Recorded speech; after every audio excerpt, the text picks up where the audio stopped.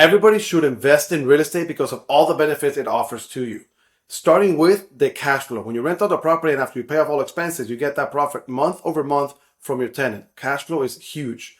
Number two, appreciation. You may not be able to go to the store and buy stuff with your appreciation of your property, but year over year, you keep on accumulating this appreciation, which you can later use to buy another property or to help you pay off another debt.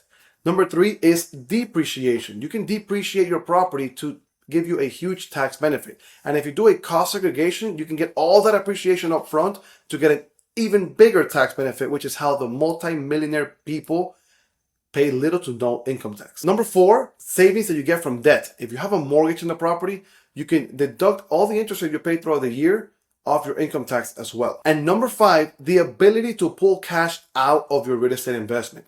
You can pull cash in two different ways. You can either cash out refi or use a HELOC to pull the money out of your equity to invest in something else, start a business, or pay off another debt, whatever you need to use it for.